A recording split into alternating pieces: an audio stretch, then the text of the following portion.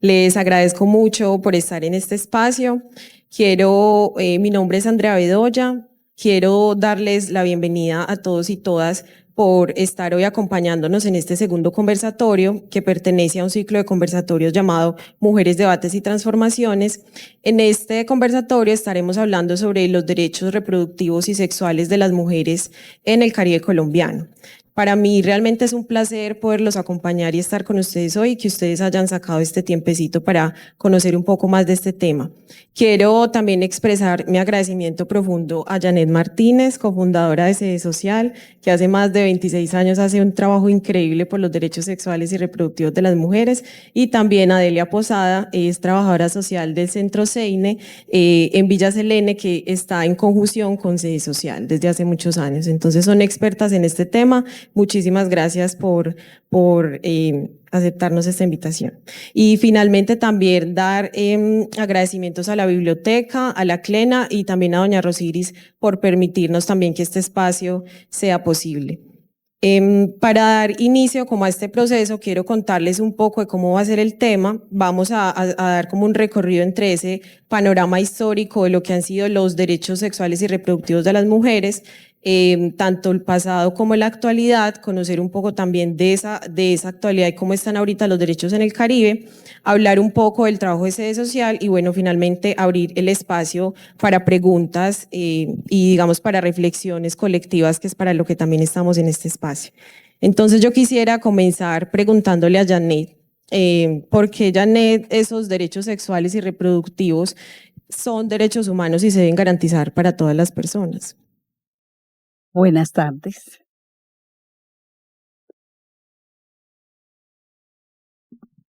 Gracias por esta invitación a este espacio. ¿Sí está escuchando? Aló. Así es. Ya. Perdón, la falta de práctica.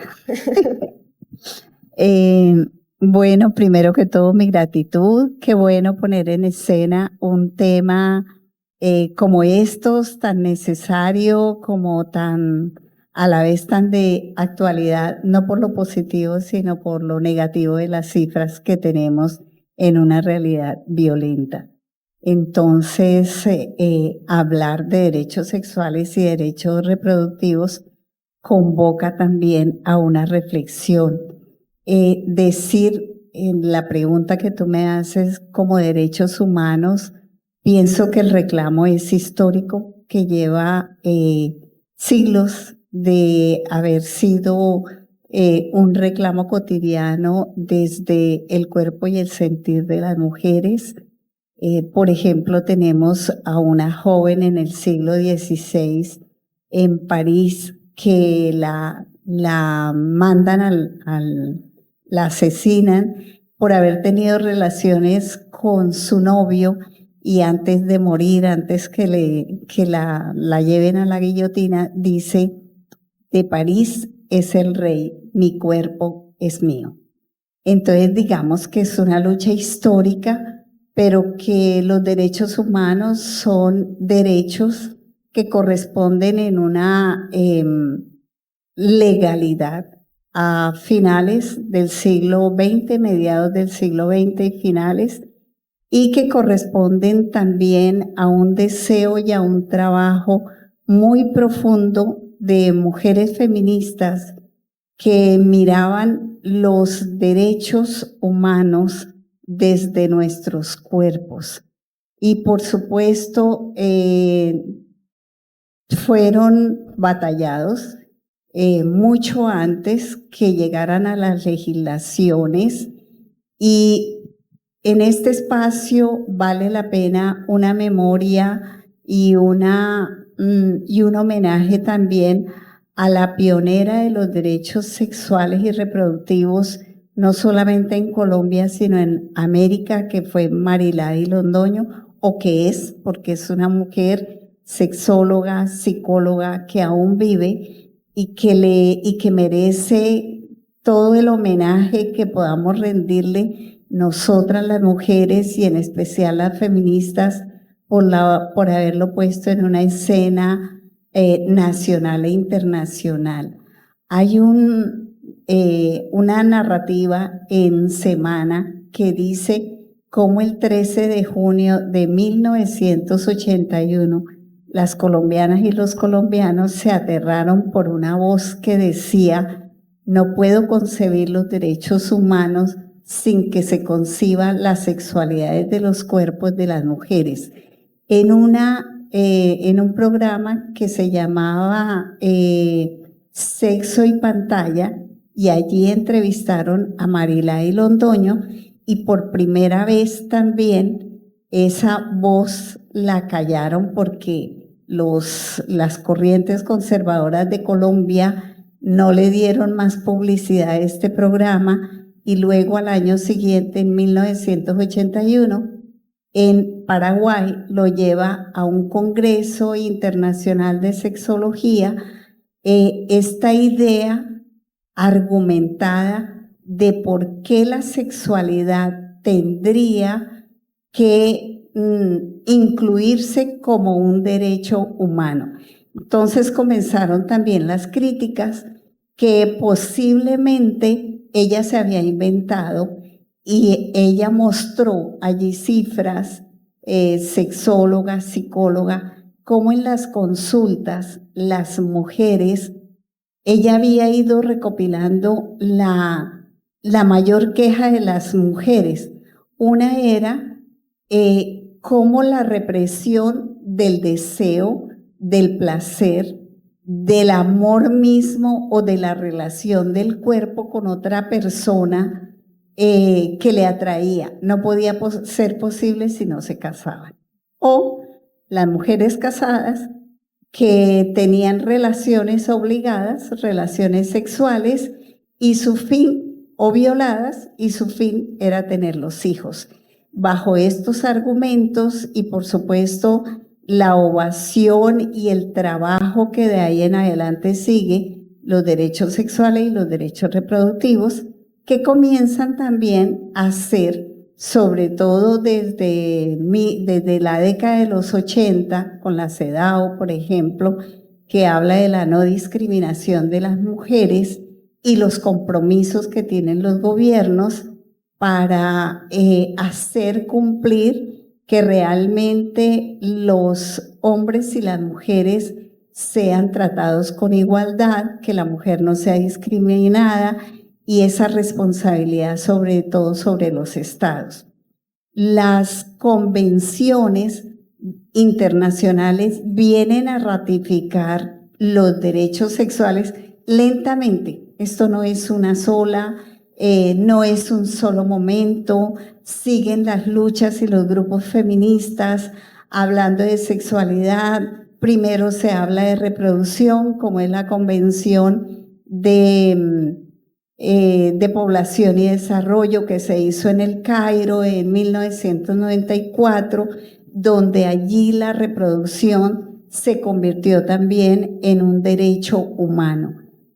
Y esto también nos habla, lo mismo más adelante en Belén do Pará, donde se habló cómo la violencia que se ejercía en todos los aspectos, pero sobre todo en términos del cuerpo, en términos de la sexualidad, en términos de psicológicos, y allí por primera vez en Belém do Pará, en Brasil, en 1994, se habla de la necesidad de ver esos derechos en lo público y en lo privado. Y son pasos que se van adelantando hasta llegar a esa convención de Beijing en 1995, un gran encuentro de derechos por las mujeres, por supuesto muy motivados por todos esos grupos feministas que desde los años 70 habían organizado diferentes estrategias para llegar un momento a mirar cómo los derechos que tienen que ver con nuestro cuerpo, con nuestra intimidad, como decía Marilady Londoño, como dice, esa ética del cuidado, pero esa ética también del derecho al placer, al erotismo, a reconocernos el cuerpo, a mirarnos, a tener intimidad dentro de una sexualidad nuestra, independiente de los deseos de los otros y de las regulaciones de otros, es lo que llamó el derecho a la sexualidad. Por supuesto, esto es a grandes rasgos una historia de décadas de luchas, pero sobre todo de mujeres que llegaron a mirar los derechos sexuales y los derechos reproductivos, como dice Marilady Londoño, inician en el cuerpo y por supuesto son los primeros derechos humanos. Y se consideran los derechos más humanos de los humanos. De todos los derechos. ¿Y por qué los podemos considerar así? Porque imagínate esta historia que yo te acabo de decir y decir, mirar cómo el cuerpo, por supuesto, el cuerpo de hombres y mujeres,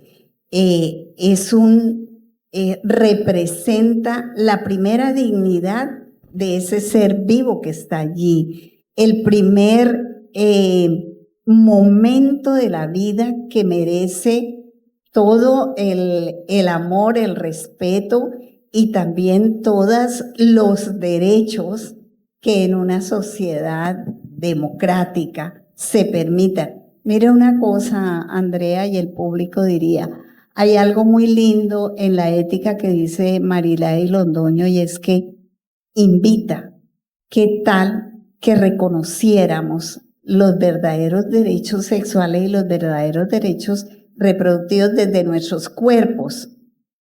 Pues disminuiría enormemente la violencia, porque las primeras violencias que se aprenden son sobre los cuerpos, las niñas y los niños, las relaciones entre adultos violentas, y ahí están las primeras visiones de violencia, y seríamos una sociedad realmente humanista, como la llama ella, y por eso los derechos sexuales y los derechos reproductivos no solamente es conocerlos, es reconocerlos, es convertirlos en los más humanos de todos los derechos. Muchas gracias. Y me parece muy importante en ese sentido entender también la diferencia conceptual de lo que son los derechos reproductivos y sexuales, porque muchas veces de pronto tendemos a confundirlos.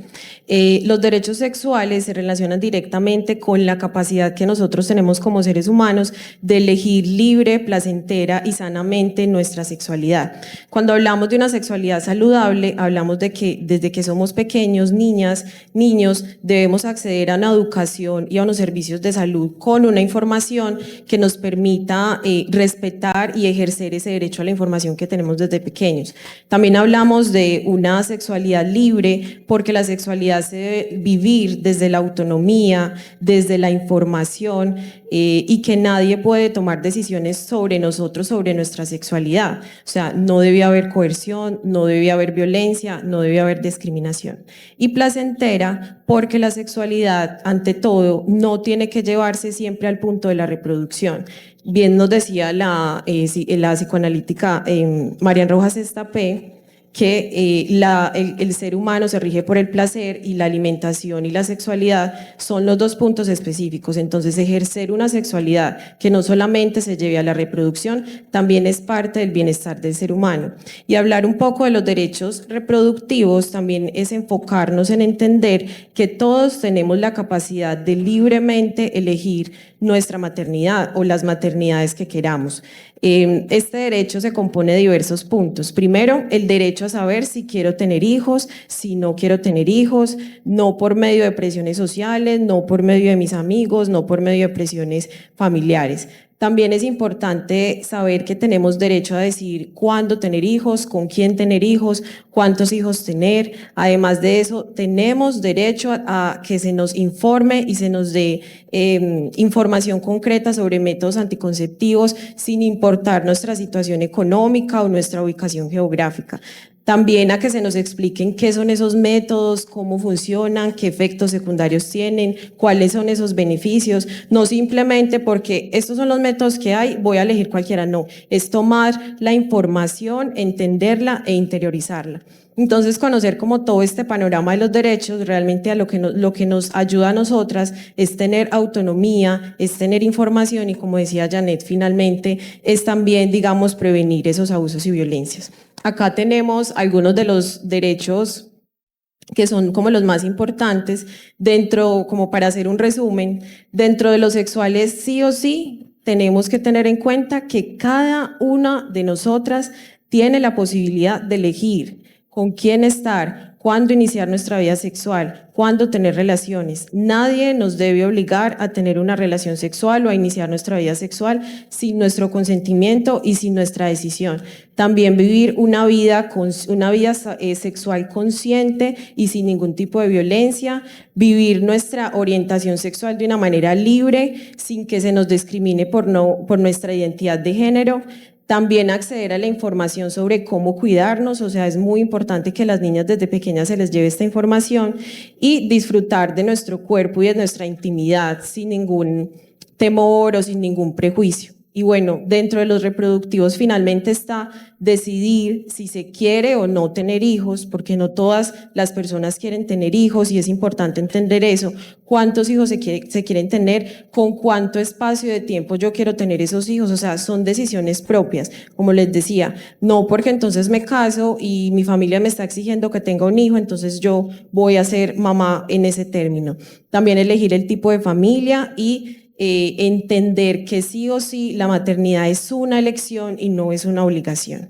Entonces, teniendo un poco en cuenta como este contexto de lo que son los derechos, yo te quería preguntar, Delia, de tu experiencia tan grande que tienes en el trabajo de mujeres, niñas y jóvenes, ¿cómo es la relación actual que tienen, digamos, las jóvenes en cuanto a sus derechos sexuales y reproductivos y desde también la educación que se les imparte? Hola, muy buenas tardes. Muchas gracias por la invitación y bueno, desde mi experiencia, desde todo el tiempo que tengo de estar en la Fundación Sede Social y pues estar compartiendo también todo el tema de salud sexual y reproductiva en la comunidad, lastimosamente el conocimiento relacionado a este tema es muy precaria. Aún sigue habiendo muchas lagunas sobre este tema. A nuestros jóvenes en los colegios no se les imparte educación sexual clara y veraz. En realidad aún sigue siendo muy técnica y muy por encima. Los profesores no son especializados precisamente en esa área, entonces pues los chicos siguen hablando de ese tema con mucho temor, con vergüenza, sin saber en realidad cuáles son esos derechos. Entonces, desde la Fundación Sede Social y todas las actividades que se vienen desarrollando en el CEINE, se busca dar una información clara para ir minimizando de alguna manera toda estas situaciones que se vienen presentando, embarazo en adolescentes, enfermedades de transmisión sexual y todas aquellas situaciones negativas que se ven afectados nuestros jóvenes y niños y niñas.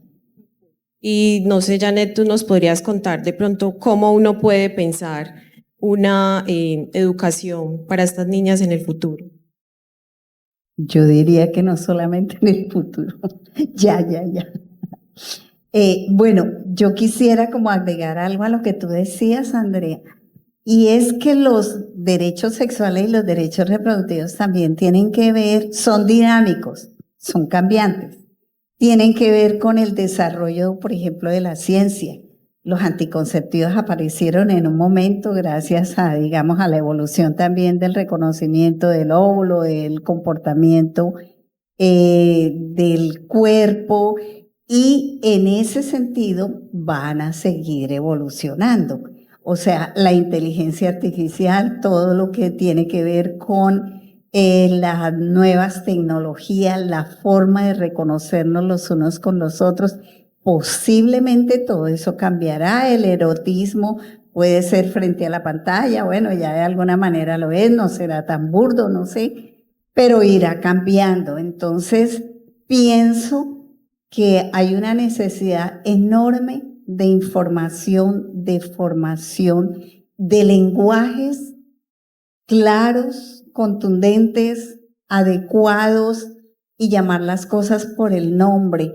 Hay algo en la educación sexual que es No sé si todavía, pero si Delia lo está diciendo y nosotros cuando trabajamos con las niñas, los niños, los jóvenes, hay algo que la reproducción es más fácil hablarla.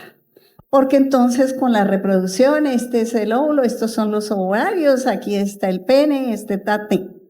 Pero cuando se habla de sexualidad es muy difícil y todo se complica.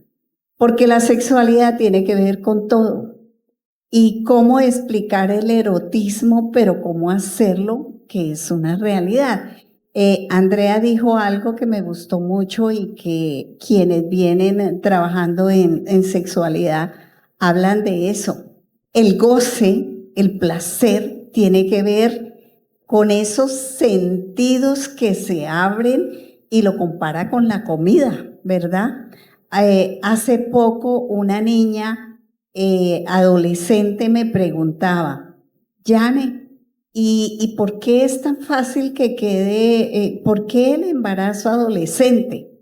Yo le dije, nena, porque es que aunque uno muchas veces tenga información, tiene momentos también de placeres intensos, donde domina más, a ti te han prohibido los azúcares y el pudín, porque eso te llena de peso.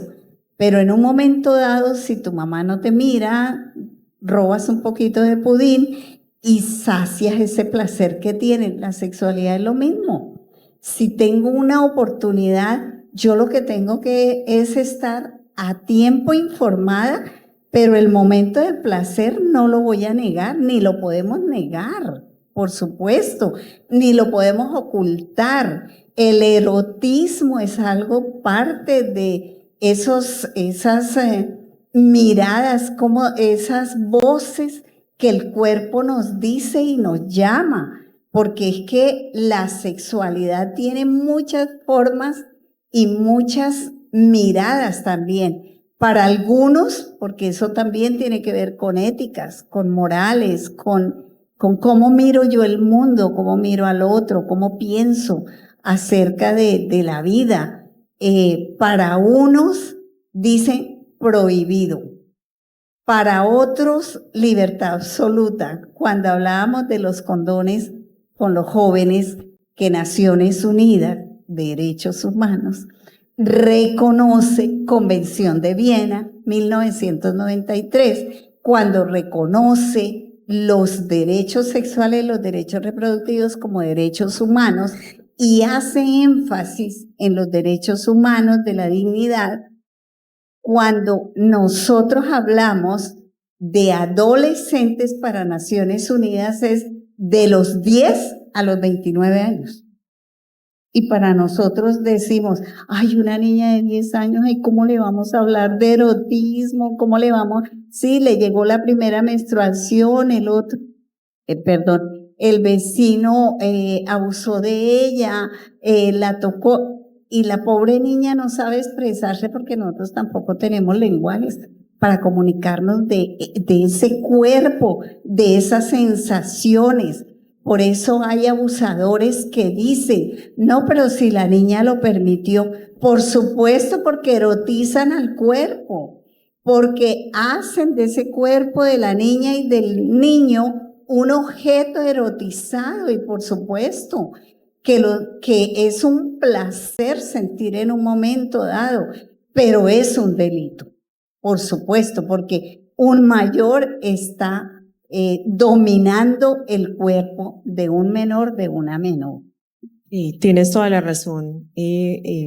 Realmente, o sea, como lo dices desde ese punto, tienes toda la razón, porque muchas veces nos preguntamos, bueno, ¿y cómo sucede de pronto esa situación? Pero hay que entender que literalmente la sexualidad es, como decimos, algo inherente, o sea, está en nosotros, es parte de nosotros. Perdón, yo iba a decir, para otros dicen, no, la sexualidad cuando te enamores. Pues no siempre. Claro. Y no se queden callados, no siempre. Sí, literal es parte completa de nuestra vida. Y bueno, y cuéntanos un poquito cómo podemos relacionar esto con todas estas cifras de violencia basadas en género que estamos viendo, donde la mayoría de las mujeres son las afectadas. las mujeres y las niñas, bueno, los niños también, pero en estadísticas no podemos negar que las niñas y las jóvenes y las mujeres son las mayores víctimas de violencias en general sobre su cuerpo, de violencia física, de violencia sexual, de violencia psicológica. Yo diría que las cifras son alarmantes, precisamente traje algunas, pero realmente se ve la ausencia de la información y de la educación para que las cifras sigan creciendo. Y hay un dolor mucho más grande, diría, y es una sociedad bastante insensible frente a estos temas. Porque hay una sociedad que da por ejemplo, ahí mirando, hoy que estábamos mirando con Delia, las cifras de violencia que habla medicina legal son 13,000 no sé cuántas denuncias en Soledad, 800 y pico denuncias en la fiscalía de violencias donde el 39% son mujeres y el 16% en peligro de ser feminicidios, y ahí están esos casos. Entonces uno dice, no hay información. Bueno, ya Beijing lo decía, uno de los trabajos y los objetivos en estas convenciones para que los gobiernos los cumplan, los gobiernos que han firmado estas declaraciones y se han comprometido, es trabajar, empoderar, ya desde Beijing, desde 1995, lo decía, empoderar las niñas y las mujeres, por supuesto, pero ¿cómo hay que empoderarlas? Con información, con formación, con sensibilidad, con esas miradas sobre nuestros cuerpos. Entonces creo que hay mucho por hacer. Sí, y es que las cifras literalmente siguen aumentando cada día. Nada más se tenía, digamos que por parte de la Fiscalía, hasta abril han pasado 32 feminicidios acá en el departamento, o sea, 32 feminicidios más o menos, entonces cada 4 días muere una mujer acá en el departamento a manos de normalmente de su compañero sentimental o su excompañero. Entonces son cifras alarmantes. Hay más de 2.000 casos de violencia sexual contra las mujeres acá en el departamento. Tenemos más de 12.000 casos de violencia intrafamiliar donde las mujeres son las más afectadas. Hay cifras del año pasado donde acá en el departamento se encontraron más de 23.000 casos donde las mujeres eran las más afectadas. También mucha violencia sexual contra las niñas y también contra los niños. Entonces, digamos que conocer estas cifras que son muy grandes, son en magnitud, porque hay que entender que acá estamos muchas mujeres y que estamos en ese peligro constante de violencia basadas en género. Estas cifras realmente rompen como el silencio y nos hacen entender que la violencia de género no es algo individual, o sea, esa violencia que a veces vemos como normalizada, esas situaciones que a veces nos hacen sentir incómodas, pero que no sabemos que es violencia que nos está pasando, eso no es individual, eso nos pasa a muchas mujeres en muchos contextos. Entonces, por eso estamos acá, porque si entendemos nuestros derechos, si entendemos que nadie puede decir sobre nosotras, que nadie puede elegir sobre nosotras, cuando estemos en algún momento de una situación de violencia, inmediatamente la vamos a reconocer y vamos a decir, paramos, aquí ya no más. Esto no es para mí, me están violentando, o sea, mi cuerpo, yo estoy siendo violentada. Entonces, por eso es importante que conozcamos un poquito más a fondo del tema. Y Delia, yo te quería preguntar, en tu trabajo, y desde hace tantos años, porque hace muchísimos años estás en este trabajo, ¿qué estrategias o acciones has implementado para, digamos, proteger esos derechos sexuales y reproductivos de las mujeres y también las niñas? Bueno, no solamente yo, obviamente las organizaciones, Sede Social y otras organizaciones que han participado en nuestra comunidad llevando información sobre estos derechos sexuales a nuestros niños, niñas, adolescentes y también desde el hogar.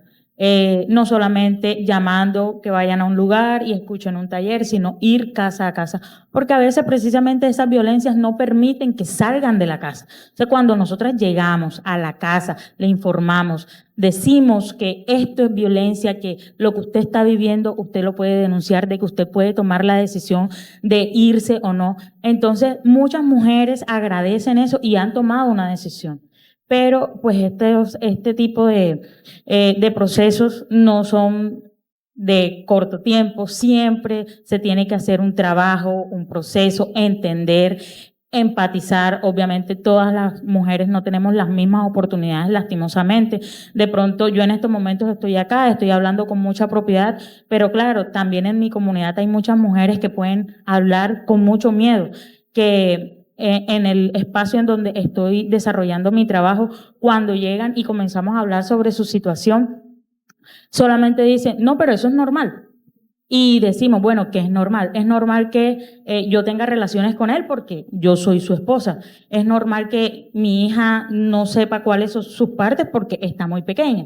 Pero ahí estamos diciendo, eso es violencia. El no informarle a su hija cuáles son sus partes, violencia porque no le está informando sobre sus derechos sexuales precisamente, de que su marido, usted tenga relaciones sexuales con su marido, con su pareja, obligada, porque hay momentos que usted no quiere, pero como de acuerdo a su cultura y demás creencias, lo debe de hacer, eso es violencia. Y entonces, y si ella dice que no, entonces viene un golpe.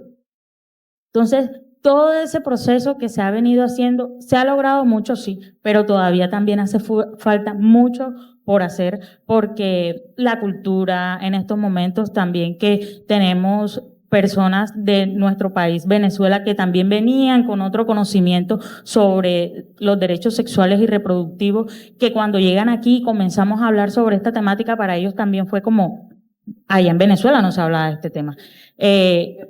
Exactamente, o sea, para allá no tener un anticonceptivo, pues si tenías plata lo podías comprar, pero a ti no te daban un anticonceptivo solamente yendo al médico. Y cuando nosotros hacemos estas actividades en donde entregamos anticonceptivos, hablamos sobre todos los métodos anticonceptivos, especificamos de qué se trata cada uno, cómo sería el proceso, y cuando si desean tomar una decisión definitiva, también las podemos hacer remisiones. Entonces, cuando ellas se dan cuenta que todo eso es asequible aquí, como que pensaba que eso no existía, que eso estaba en otro mundo o en un mundo ideal para ellas. Y cuando ya se les muestran toda esa gama de posibilidades, entonces despiertan, digamos que tienen una vista HD sobre sus derechos sexuales y sus derechos reproductivos, sobre esas violencias que a veces creen que no, que el estar todo el tiempo en casa, el hacer lo que dice esa pareja, que desde su cultura o sus costumbres o sus creencias tienen que hacer, porque así fue que se le enseñó. Entonces, cuando ya le mostramos esto, ya le damos otra vista, entonces como que ya comienzan a despertar. Y esto nos ayuda no solamente a las mujeres, sino que también le vayan dando esas luces a nuestros niños y niñas para que lleguen a cierta edad, puedan tomar ellos mismos decisiones sobre ellos, sobre su cuerpo, sobre su proyecto de vida, que es algo muy importante. Sí, total. Pensar sobre todo, tú nos comentabas mucho, Janet, del proyecto de vida y yo te quería pues conversar. A mí me gustó mucho un término que tú conversamos, que fue la despenalización social y cultural de los derechos sexuales y reproductivos. O sea, me pareció muy bonito, porque cuando siempre mencionamos sexualidad, reproducción, siempre es un tabú, y nada más mencionar la palabra sexualidad, sexos, relaciones sexuales, todas estas palabras ya generan como rechazo, no hablemos de eso, quedémonos callados. Entonces es muy bonito empezar a pensar que esos, como hemos hablado, son derechos inherentes, son derechos que están sí o sí en nosotros, pues literal, o sea, es como quería decir algo, pero es pensar de pronto que si nosotros dejamos de ver con ese peso cultural a los derechos sexuales y reproductivos, podemos proteger literalmente los derechos de las mujeres de violencias, porque las violencias son muchas, pueden ser físicas, sexuales, psicológicas, económicas, patrimoniales, o sea, todo puede ser violencia. ¿Qué es lo importante? Identificar qué es eso. Y muchas veces la violencia es simplemente algo que cuando estamos viviendo nos hace sentir mal. Hay que reconocer ese sentimiento. También me parece muy importante, como a ustedes han dicho, tú Delia, hablar también desde casa, o sea, conversar desde lo más profundo y como tú decías, Janet, diría uno, desde la cruda realidad, darle herramientas, información a las niñas para que tomen decisiones realmente informadas sobre tener pareja, hijos, demás. Y también pensar en que debemos de ver este enfoque sin prejuicios totalmente, porque si se quitan estos prejuicios, vamos a poder acceder a educación sexual más rápido. Además de eso, vamos a prevenir infecciones de transmisión sexual, enfermedades de transmisión sexual, embarazos no deseados, de incluso abortos inseguros, que es lo que finalmente no buscamos, porque si las niñas llegan y tienen toda esa información, toda esa base de cuáles son mis derechos, cuáles son los métodos de anticoncepción, cuándo los debo empezar a usar, realmente ni siquiera llegaríamos a ese estadio como tal. Entonces también es importante. Y bueno, Janet, yo quisiera que también nos hablaras un poco también de esa despenalización cultural del aborto. Bueno, ahí tendríamos que hablar también de esos últimos logros en los derechos sexuales y en los derechos reproductivos, que es el derecho al aborto, con las dos últimas sentencias. La del 2006, que fue por las 3 causales, y la del 2022, 21 de febrero, lo de el derecho al aborto, pero sobre todo la despenalización del aborto. Ustedes saben que las mujeres y los servidores también de la salud que hacían o que sin justificarlo llegaban a intervenir a una mujer para hacer un aborto, podían ir a la cárcel, tanto la víctima como la persona que hacía el aborto. Entonces, esto, una inequidad total, porque los hombres jamás abortan y jamás irían a la cárcel.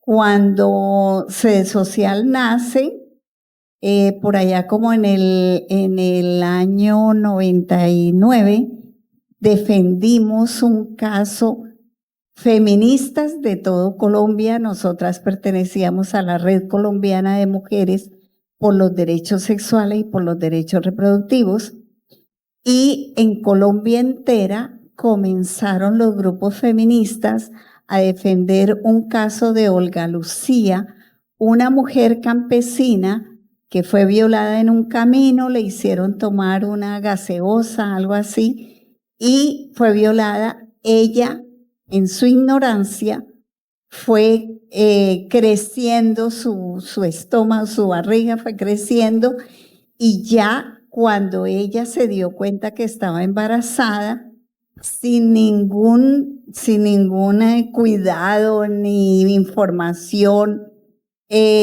tuvo una noche su bebé, o lo expulsó en el baño de su casa, nació muerto. A ella le tocó ella misma romper el cordón umbilical, y fue donde el médico del pueblo y la acusaron de haberle dado muerte a su hijo, y la condenaron por 25 años de cárcel, 42 años de cárcel en Colombia. Todavía en Sede Social tenemos unos afiches de la defensa. Imagínense ustedes, por violación, una mujer, o sea, imagínense el contexto para el castigo tan enorme. Mientras que históricamente las mujeres que han tenido medios, que han podido acceder al sistema o a una salud correcta, pues se han hecho abortos toda la vida. Eso es así.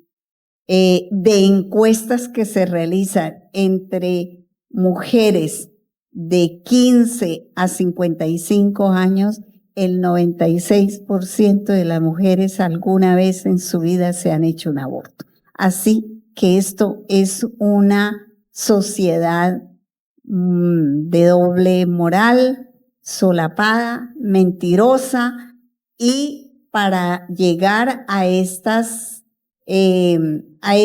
procesos de despenalización. Las investigaciones fueron enormes, se unieron 5 organizaciones muy grandes, entre ellas Profamilia, donde hicieron investigaciones con las universidades, dieron cifras. Sede Social perteneció a ese movimiento que ustedes han visto por ahí, Causa Justa, con pañoletas verdes para la despenalización del aborto hasta la semana 24.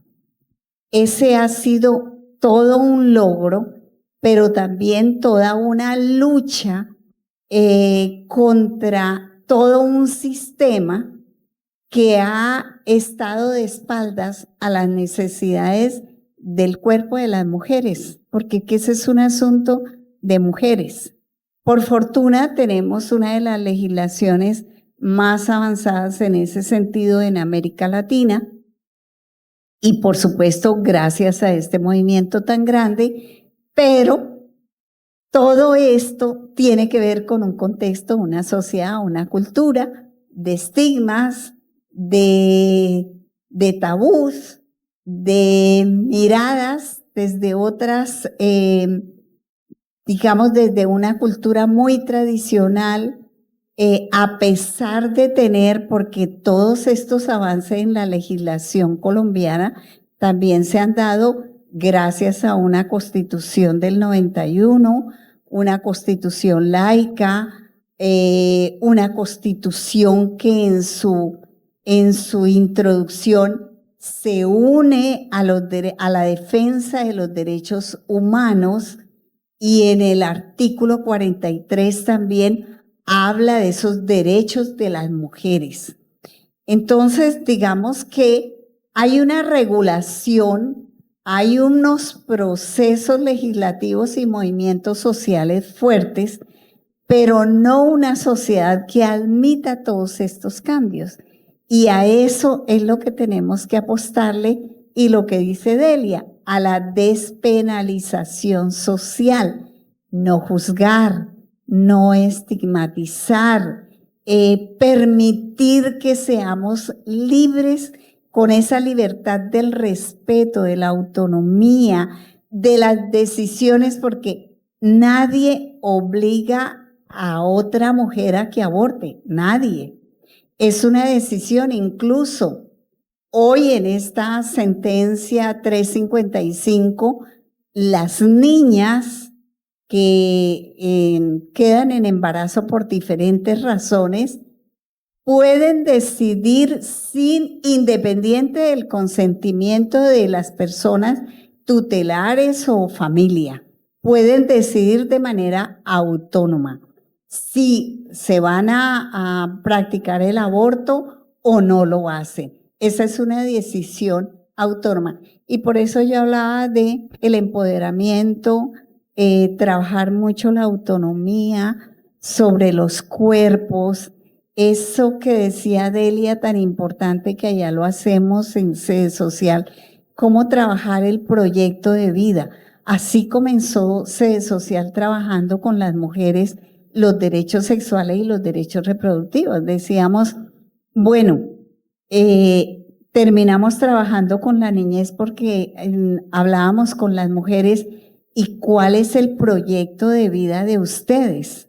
Pero generalmente el proyecto de vida, entre menos conciencia se tenga de sí mismo, no, cuidar a mis hijos, que salgan adelante mis hijos. Sí, pero ya pensó cuántos hijos va a tener, hasta dónde tiene capacidad de tener unos hijos con una vida digna, porque no es la vida por la vida, es la vida por esa dignidad que requiere unas condiciones mínimas para tener unos hijos y una calidad de vida, por supuesto.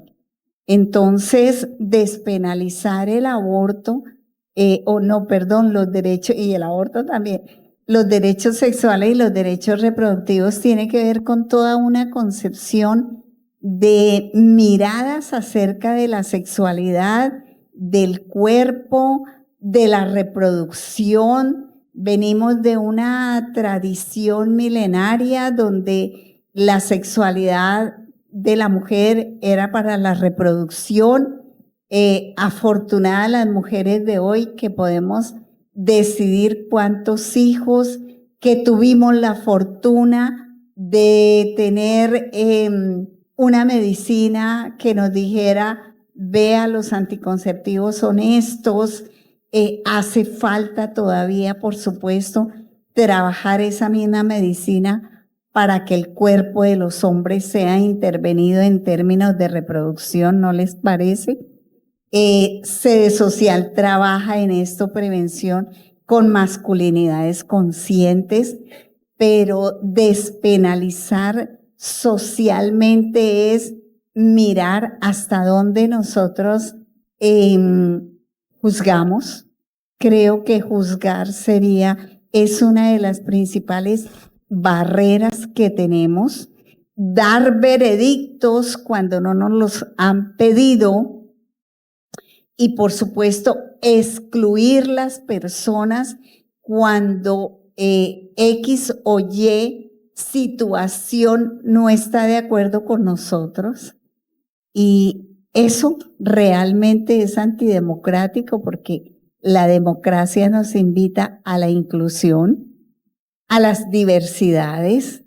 Qué dicha un país como Colombia que viviera en paz con esa plurimulticulturalidad o sea, es que tenemos una riqueza inmensa, tanto de gentes como de contextos.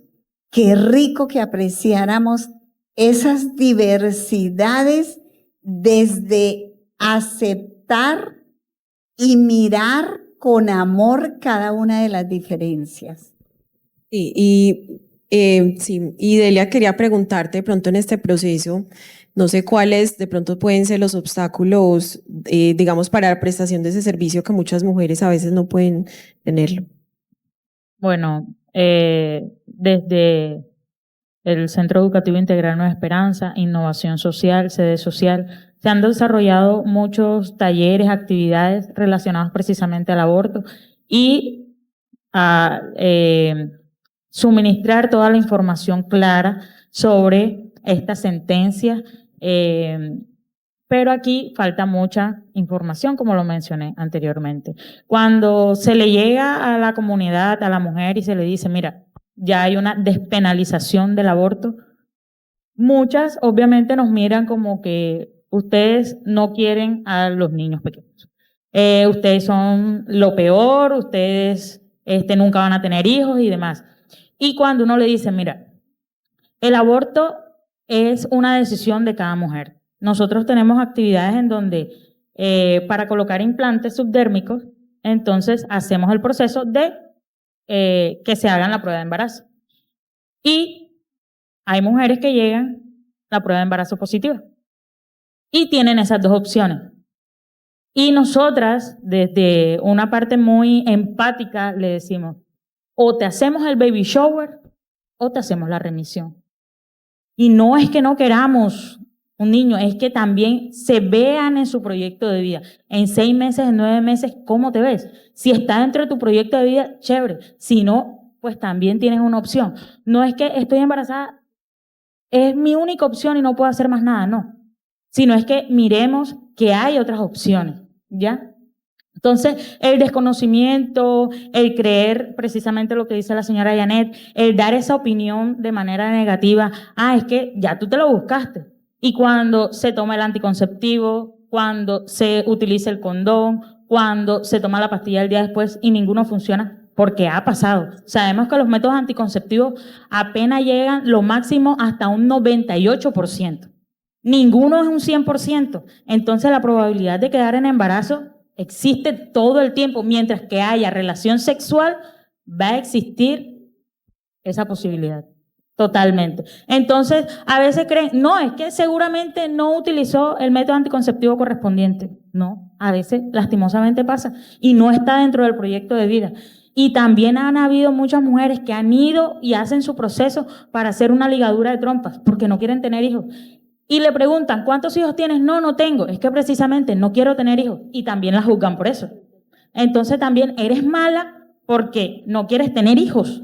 y es el mismo médico o todo el personal de la salud que la acusa. Entonces, pero está utilizando un método anticonceptivo y le falla, y entonces también es malo. Entonces, solamente está esa parte negativa, pero el proceso que se está haciendo, ¿dónde está? No lo conocemos, lo desconocemos. O sea, cuando hacemos todo este proceso de que la mujer necesita una interrupción voluntaria, se hace todo un acompañamiento con todo un personal especializado, con psicólogos, trabajo social, enfermería y demás, pero también esa despenalización social.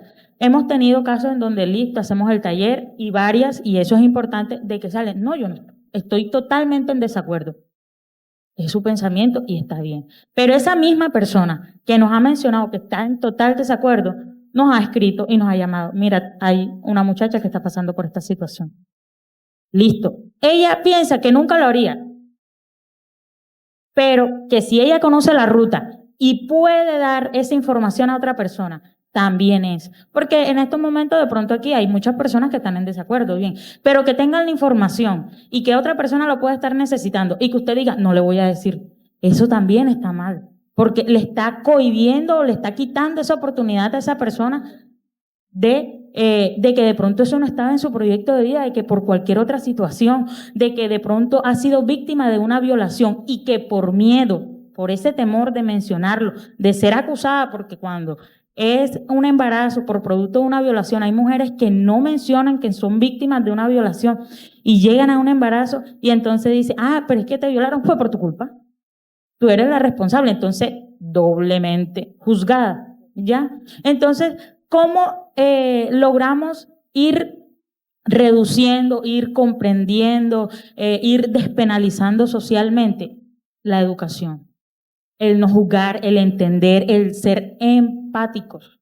Entonces, que usted no esté de acuerdo, que usted considere que nunca lo va a hacer, está bien, pero que usted tenga el conocimiento y pueda dar esa mano, que usted diga, mira, yo estuve en un conversatorio y allá una fundación sede social, llama, que allá de pronto te pueden dar una orientación.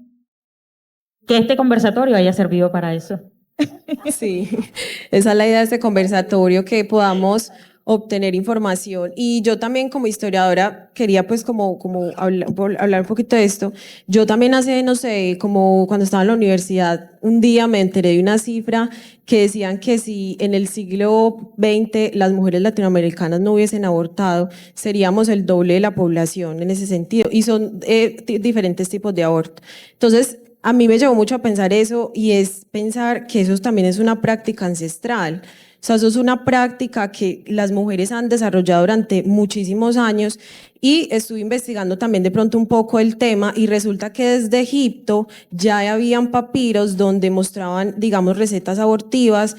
También en Grecia, en Roma, incluso ya en la Edad Media se volvieron a practicar este tipo de acciones. Entonces, a mí lo que me parece más importante de todo este tema es siempre hablar de la educación, ¿cierto? Porque igual nadie quiere tener un aborto, nadie quiere abortar. O sea, me imagino que es una situación tremendamente difícil. Entonces, para no llegar a ese punto, por eso nosotros estamos hablando aquí, expandir un poquito este tema para que se lleve a las niñas, que se lleve a las adolescentes, de saber nuestros derechos sexuales, de saber de que vamos a iniciar una vida sexual cuando queramos y no cuando nos obliguen, cuando seamos conscientes, cuando nosotros queramos como tal. Y esto lo resumo al final porque me parece muy importante entender que igual las mujeres se siguen practicando abortos, y son abortos inseguros. Entonces, por más que queramos prohibir la práctica, ya aquí ya no pasa tanto en Colombia, lo que va a seguir aumentando es simplemente la clandestinidad, y por ende van a haber más mujeres que se van a morir en este tipo de abortos inseguros. Entonces, es como recoger un poco las ideas. Y al final siempre me quedo con la idea de la educación. O sea, siempre es importante pensarnos y irnos a la base. Y por eso hablamos desde educación en casa, desde la cruda realidad y cómo tienen que ser las cosas. Bueno, y sin embargo, digamos que las cifras igual han bajado un poquito. También han habido muchos procesos y movimientos feministas que se han dado aquí en el Caribe, y ese es el caso de Sede Social, que lleva más de 26 años trabajando por estos derechos acá en el departamento y también en diversas de diversos departamentos. Y bueno, quisiera, Janet, que nos introducieras un poquito en sede social y después queremos presentarles un cortometraje que hicimos sobre sede social, sobre los derechos reproductivos y contar como un poquito esa historia. Bueno, no, hace 26 años, un poquito antes, éramos mujeres inquietas porque pertenecíamos a la Red Colombiana de Mujeres por los Derechos Sexuales y Reproductivos. También muchas de estas organizaciones de Medellín, de Bogotá, del Cauca, del Tolima, habían pertenecido a las mesas de trabajo de la Constituyente. Entonces, ya en la Constitución del 91, los derechos de las mujeres estaban mucho más claros y traíamos, digamos, un país un poco más moderno. Aquí en la costa no se hablaba de derechos sexuales y reproductivos, y acabo de mencionar los años de las convenciones cuando Colombia apenas y las convenciones, especialmente las de movimientos de mujeres que tenía que ver con los derechos, con el tema, fue en la década de los 90. Entonces, para el año 96, que iniciamos las primeras actividades, no nos habíamos legalizado, pues ese era un tema que no se hablaba. Y era, si ahora el ladrilludo, imagínense a mediados de los 90, 10.000 veces más ladrilludo, eso no se hablaba, muchísimo menos las mujeres, etcétera. Entonces, comenzamos con algunas actividades y como consultorías más que como, pero llegó un momento en que éramos 4 mujeres y considerábamos que realmente teníamos que convertirnos en una fundación para promover y defender los derechos sexuales y los derechos reproductivos. Y nos legalizamos en el año 98 como una organización civil liderada por mujeres, liderando estos temas que ya se imaginarán que nadie nos paraba bolas, porque pues es un tema que no vendía, es un tema que, digamos, de marketing tiene 0. Si todavía hablamos de despenalizar socialmente estos temas, se imaginan en el año 98, o sea, pero sostenernos estos 28 años, saber que aquí en la costa Caribe fuimos pioneras como sociedad civil desde el enfoque que tenemos, desde el enfoque de derechos, con perspectiva de género, pues realmente ha sido un trabajo arduo. Gente como Delia nos enorgullece tenerla hoy como ese resultado. La tuvimos desde chiquitica en esa institución educativa. Entonces se ha hecho, digamos, un impacto significativo. Quisiéramos más.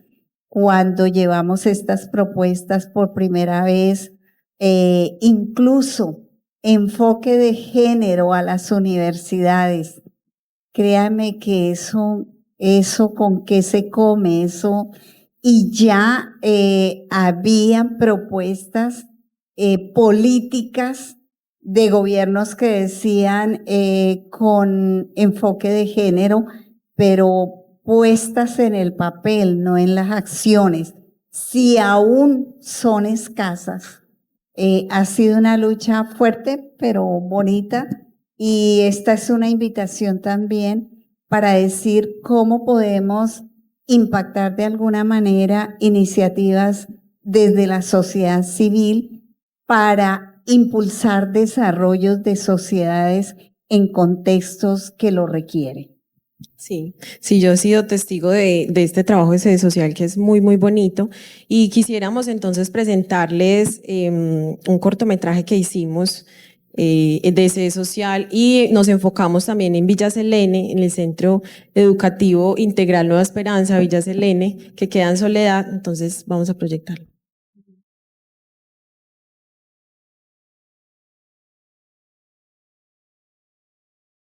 Quisiéramos también abrir pues ya el espacio para que conversemos en conjunto de este tema. No sé si tienen comentarios, preguntas.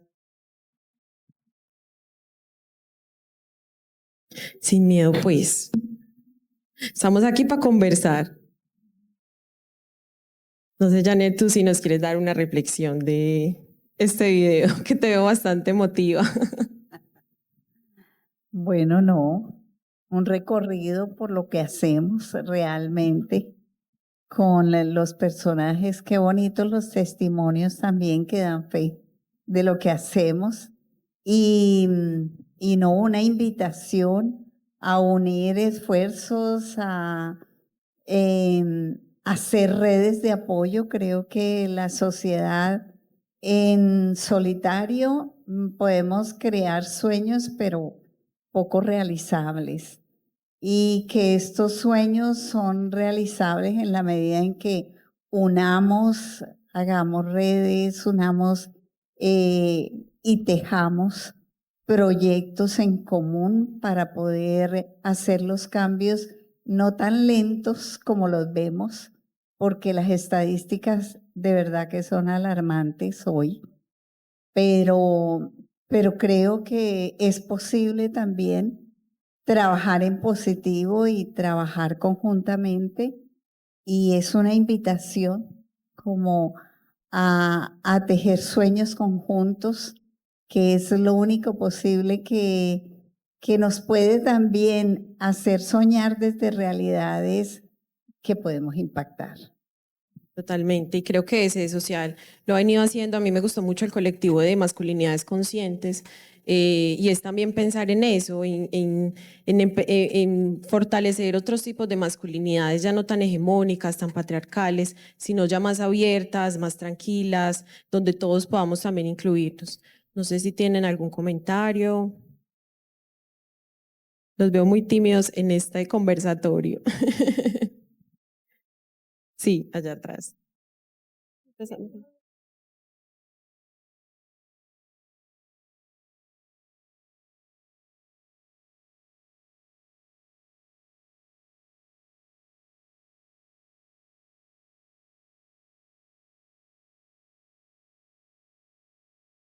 Precisamente hace unos años se había pensado implementar en los colegios e incluso hubo hasta una cartilla y demás, y muchos padres y muchas personas estuvieron en contra y ni siquiera conocían la cartilla.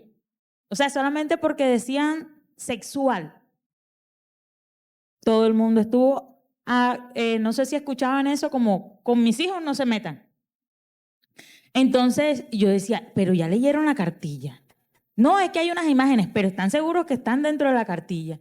Pero en realidad lo que buscaban era que el niño y niña reconociera su cuerpo inicialmente, y que enseñarle a nuestros niños sobre derechos sexuales era prevenir abuso sexual.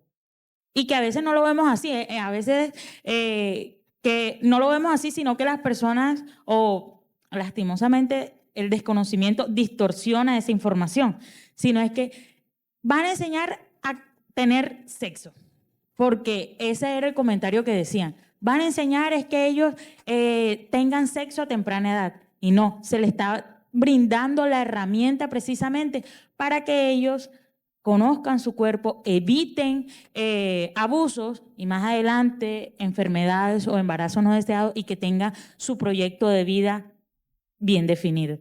Entonces, barrera principal, el desconocimiento, el tener miedo, el tema del cambio. El cambio siempre genera un trastorno, pero a veces preferimos quedarnos ahí y dar más conocimiento. Entonces, mejor no vamos a hablar de ese tema porque puede generar un cambio y ese cambio me da miedo. Y entonces el desconocimiento es lo principal, lastimosamente.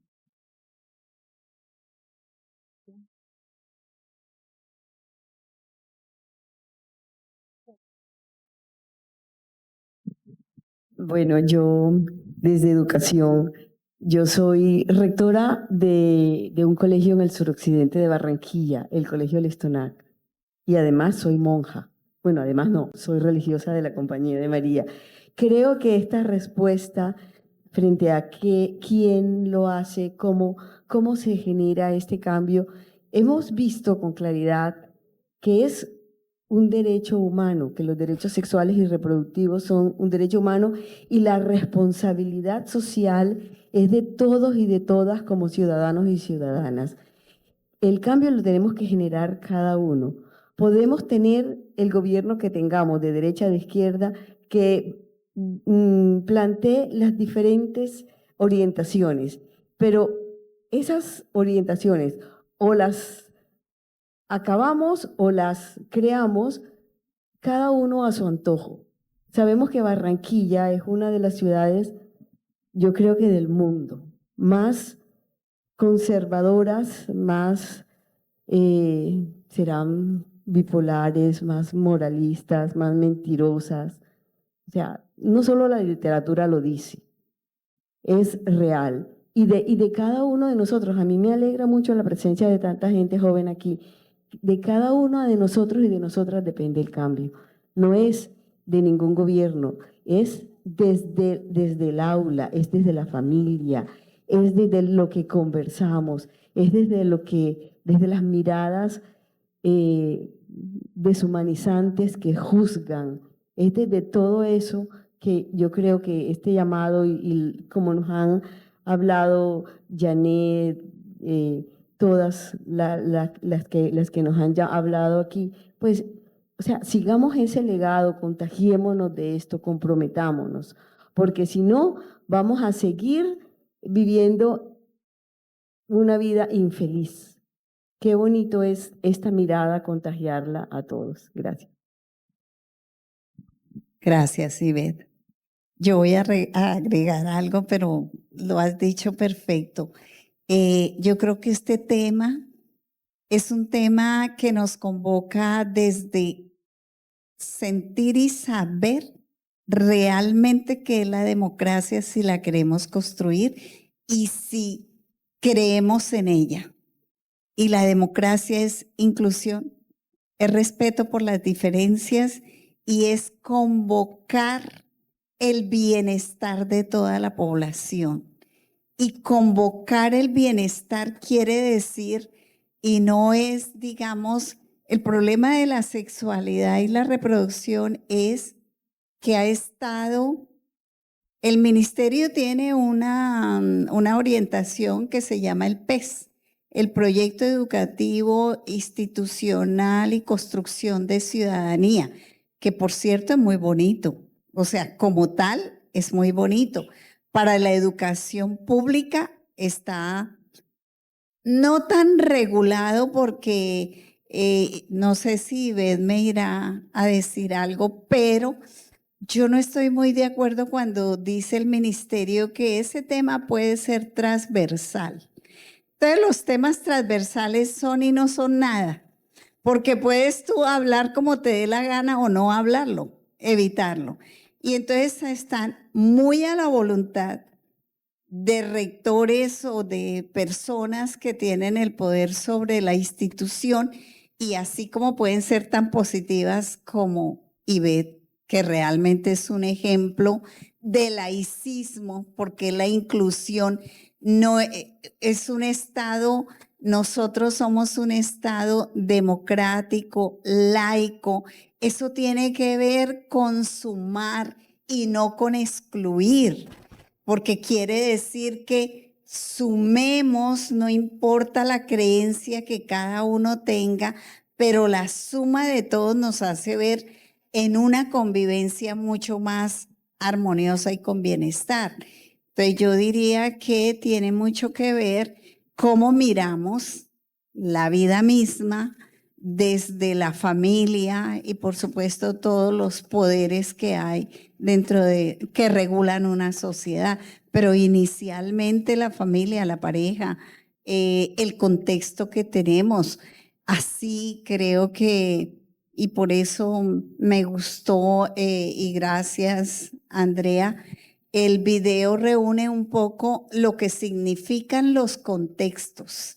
Y no importa el contexto donde estemos, hay esa posibilidad de transformarlo. Entonces, Qué bonito, de todas las condiciones, de todas las edades, de no importa dónde estés, lo más importante es tener claridad cuál es nuestro horizonte y apuntarle a él con todo el respeto digamos, y el ánimo que nos convoque para crear una armonía dentro de esos entornos. Sí, y ¿alguien más tiene un comentario? Estoy pensando que no tienen comentarios porque estamos hablando de sexualidad. Tenemos que dejar estos tabú de lado y empezar a conversar más de este tema. Sí. Gracias. Primero les quiero decir muchas gracias por esta presentación y por el trabajo que están haciendo, porque es bien necesario. Me llamo Vanessa, yo vengo de Nueva York, de los Estados Unidos. Aquí estoy en Colombia por un año porque mis papás son colombianos. Estoy aquí como para conectarme un poco por mis raíces y vi que tenían esta presentación y me interesó mucho porque los derechos de mujeres más los derechos reproductivos en los Estados Unidos, perdón, también nos estamos atrasando un poco. Sí, exactamente. Pero la pregunta que yo tenía, porque yo ya tengo como 4 meses viajando por la costa Caribe y me quedé en La Guajira un mes y yo sé que la situación con los derechos de mujeres en La Guajira es un poco bien diferente. Entonces mi pregunta es, yo entiendo que el conocimiento y la educación de los derechos es bien importante, pero ¿cómo se hace defender esos derechos como una mujer o como una niña, ya que uno sepa en lados remotos que las autoridades será que no apoyan mucho a las mujeres, porque hay diferentes culturas, hay diferentes tradiciones, hay diferente gente que manda. Entonces, preguntando, se me hace como será un poco más fácil en áreas que son ciudades, a donde hay como comunidad, hay recursos, hay organizaciones, fundaciones, pero en esas áreas más remotos, ¿cómo se hace? Yo te voy a hablar sobre ejemplos, sobre realidades. Es verdad lo que tú dices, y entre más remotos sean, las autoridades son más lejanas también a los cambios y aplicar la ley, porque sí hay leyes para la defensa de los abusos, de las violencias en general, de la discriminación, de la exclusión, las hay. Pero también tenemos que ver que hay diferentes etnias que se gobiernan o están organizadas a modus propio, entonces hay dificultades, pero estas difusiones y las redes y los medios de comunicación son muy importantes. Sede social desde lejanas tierras y remotos contextos nos han llamado en momentos, por ejemplo en la pandemia, cuando no había posibilidades de movilizarnos, mujeres que nos llamaron, que auxiliamos, que estaba bajo toda la regulación de lo prohibido y las pudimos apoyar. Entonces creo que una de las posibilidades es la comunicación, difundir la comunicación y por eso creo, hice un llamado acá, es verdad que hay unas obligaciones de gobierno y una legislación, pero la sociedad civil también es un poder y ese poder lo debemos utilizar y ese poder hoy tiene mayor énfasis con las redes y la comunicación. Y me parece que es una de las rutas efectivas, por lo menos lo ha sido. El día que llamó una chica desesperada porque necesitaba realmente un aborto urgente, yo decía, pero ¿dónde tenía mi teléfono? Y me llamó a mí y ella dice, yo no tengo ni idea, yo me dediqué en Google a mirar y yo decía, pero increíble. Y es verdad, consiguió por redes, por los medios. Entonces sí me parece muy importante y sí, estos eventos aparentemente cortos en términos de medios son muy importantes. Y es verdad lo que tú.